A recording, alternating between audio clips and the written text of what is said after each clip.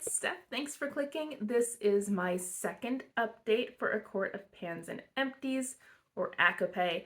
This project was created by Paula of A Beauty Guru Made Me Do It for the Pantastic Ladies. It started on February 15th and ends September 6th. This project is themed around the book A Court of Thorns and Roses by Sarah J. Maas, which is the first book in a series of the same name. If you have not already finished that book and you intend to maybe read it someday, then I recommend that you go away because here there be spoilers. I'm doing this as a rolling style project in which I randomize my next prompts. It's also progressive, so if I get to an update and I have no rollouts, I bring something else in anyway, which is what happened at the last update, but not this time. At the intro, I started off with Nesta Archeron. She is the oldest of the sisters, and she has a very fiery and angry personality, so she is represented by something that is red or yellow or has flames on it. That is even how her youngest sister thinks of her, which is why she had flames painted on her drawer of the dresser that they shared. I decided to capture that prompt by bringing in my Fenty Beauty Gloss Bomb Heat in the shade Hot Cherry. It is a red lip gloss, and it's the heat line because it's kind of a cinnamon type feel to it whenever you apply it. My goal was to use this 10 times. At the last update, I had 1 use. I've used it 3 more times for a total of 4, so I'm getting there. It's still going to be hanging out. This is not all that opaque, so while it is definitely a red gloss, you can't necessarily tell that it's red when you apply it. It has some pigment to it, but it's pretty translucent, so it isn't overwhelming. I do like it, and I will keep it in. Next is Lucian, and he is represented by a face mask. Everyone in the Spring Court has been cursed to wear masquerade masks as part of Amarantha's curse. Lucian is not originally from Spring Court, he is originally from Autumn Court, and he's actually the youngest son of the High Lord there. Before my face mask, I brought in the Aceology Multivitamin Brightening Biodegradable Masks. There were 3 in here. At the last update, I had used 2 of them, and I did finish the last one. I didn't keep the pouches. I should have, but I didn't. I did like these. They had a good bit of serum in them, so I was able to use the mask, and then I keep the pouch around, and I would use the residual serum for the next couple of nights, so I really get about 4 uses in here.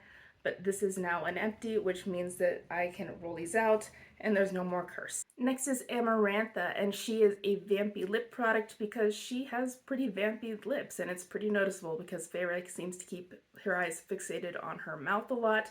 I would like to talk more about Amarantha, but I'm actually going to do that at the end of the video because I have to put an additional spoiler tag on it. But for this, I brought in my PBJ Smoothie Stick Creamy Lip Crayon from the Beauty Crop. This is the shade Guava Nice Day. My goal is to use it 10 times. At the last update, I had 1 use, and I've used it twice more for a total of 3.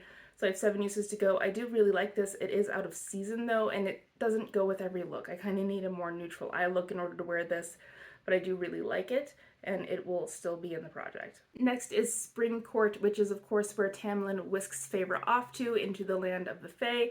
It is magically always spring there, so it's a pastel colored item because in spring we wear pastels. I brought in this Nature Lab Perfect Repair Treatment Mask. It's a hair mask, and it is a pastel green. My goal is to finish it, and I knew it would take me a couple of months. There's my markings. I have made progress.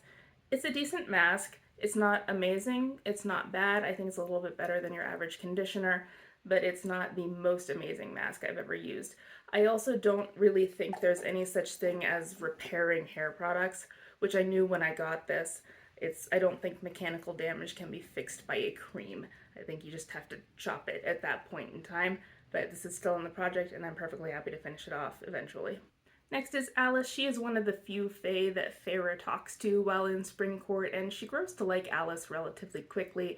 She serves as Feyre's kind of handmaiden. She helps Feyre with bathing and getting clothes, so she's a hygiene product.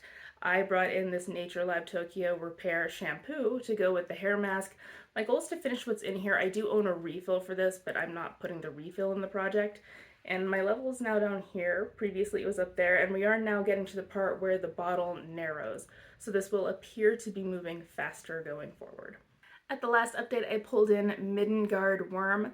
The Middengard Worm was, of course, Feyre's first trial at the end of the book when things started getting really exciting, and she had to defeat this monster. They are sightless subterranean creatures, so they hunt by smell. They cannot see their prey, so it is something that smells good. And I brought in this Italian-made soap from the brand Italiterra, with a goal to finish it. It is berry scented. There's what it looks like right now. And I actually got this in a set of 3, so I still have the other 2. This is one of the unwrapped ones, so we can compare the size there. And so I'm making good progress. I'm thinking it's going to be another 2 months. I do really like the shape of this. So the bar-shaped soaps that are a rectangle, you know how they get thinner in the middle and end up breaking? Because this is smaller and round, it just kind of wears down evenly and it's not really thin in the middle. So I like that, and I'm going to be happy to finish it. I am rolling out the sheet masks for Lucian because they are gone, and I will be bringing in another prompt at random. I did randomize mine already through Tiny Decisions, and I got the Surreal. The Surreal is a type of fae. There are multiple varieties.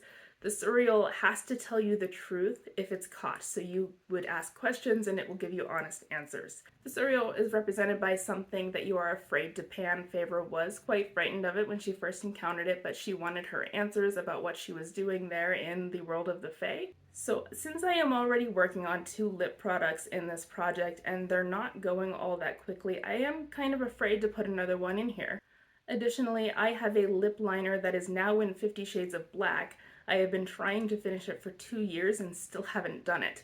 I have in fact never finished a lip liner. That would be my first if I ever finish it. So I am afraid of panning another lip liner because 1, I've never succeeded, and 2, it would take away from the one that I'm actively trying to finish. And so this product really does fit the prompt. But the real reason I'm bringing it in is the shade name. This is the Lancome Lip Idole Lip Shaper in the shade The Tea is Hot. And I know some of you get the joke.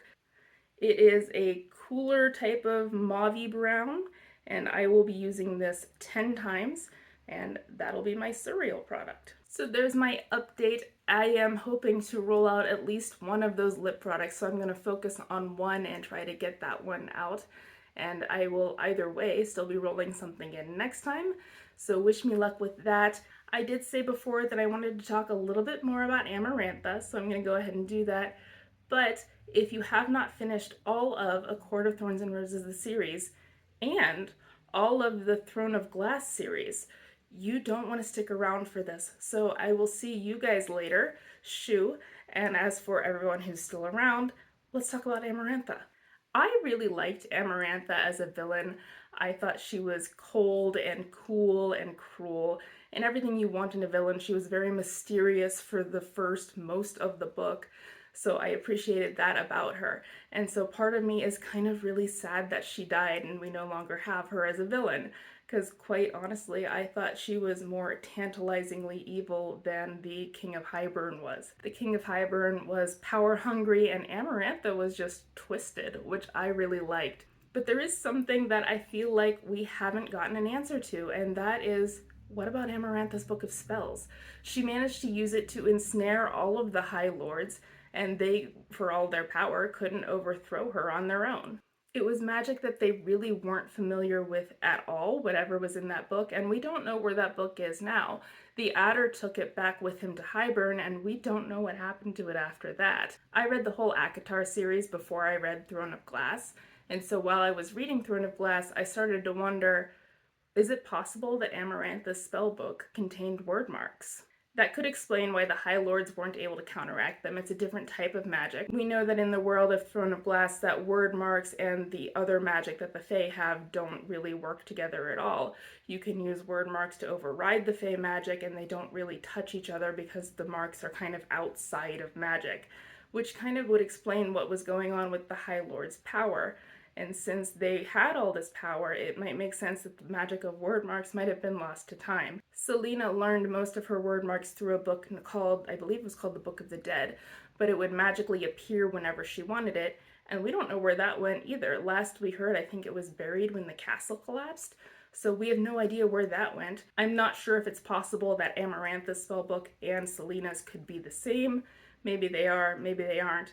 But I'm wondering if word marks do exist in the world of Prythian through Amarantha's book, which maybe it's still in Hybern. So do you think it's possible that we saw word marks in play in the first ACOTAR book, and do you think they might come back later, or are they in another world now? Hopefully we'll find out some more about ACOTAR 6 soon. There were a lot of people who thought there might have been an announcement in late March because the publishing company usually makes announcements regarding new releases after they announce their earnings, which they did on March 25th, I believe, but we haven't heard anything about ACOTAR yet. Hopefully we find out soon, and hopefully the publishing date might be late this year or early next year or something like that. I'm glad I get to experience the books all over again through panning while we wait, so wish me luck with that, and I'll see you next month. Bye.